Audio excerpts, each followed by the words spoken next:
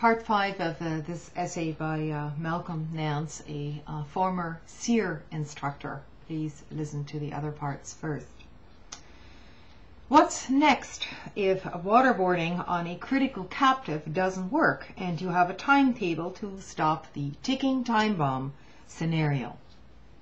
Electric shock to the genitals, taking a pregnant woman and electrocuting the fetus inside her, executing a captive's children in front of him, dropping live people from airplanes over the ocean.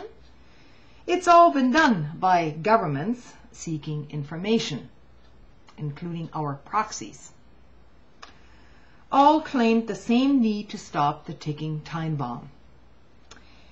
It's not a far leap from torture to murder, especially if the subject is defiant.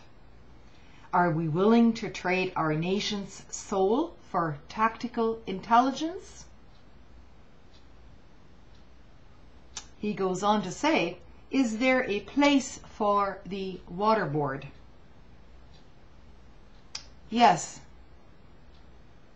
The waterboard must go back to the realm of SERE training our operators, soldiers, sailors, airmen, and Marines. We must now double our efforts to prepare for its inevitability and uncontrolled use by our future enemies. Until recently, only a few countries considered it effective.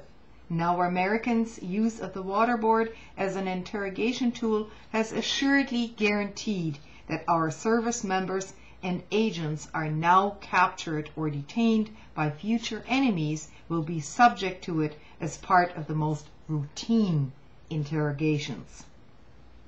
Forget threats, poor food, the occasional face slap, and sexual assaults.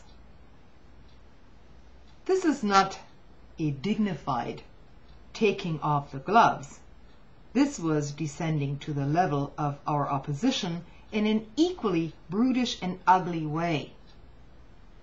Waterboarding is by one of our future's enemies' go-to techniques because we have taken those same gloves off to those interrogations.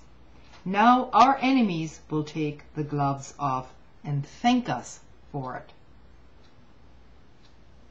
There may never be again a chance that Americans will benefit from the shield of outrage and public opinion when our future enemy uses torture.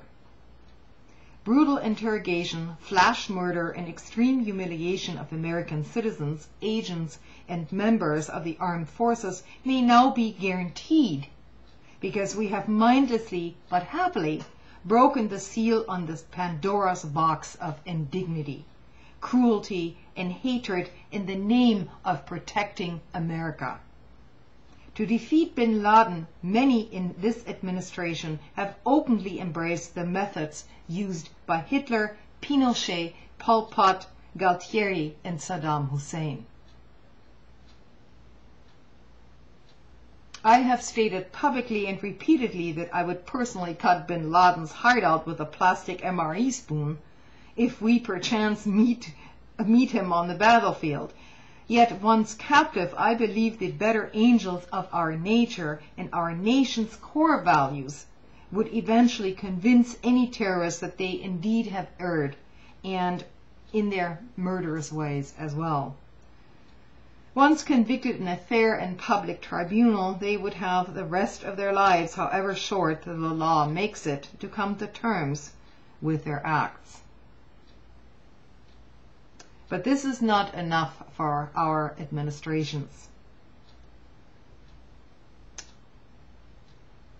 There is much more to this essay. I will just post the link to it. It's a very sobering account from someone who teaches or has taught the SERE program to American service members, and both civilians and our armed forces should listen to this essay very, very carefully. Good night.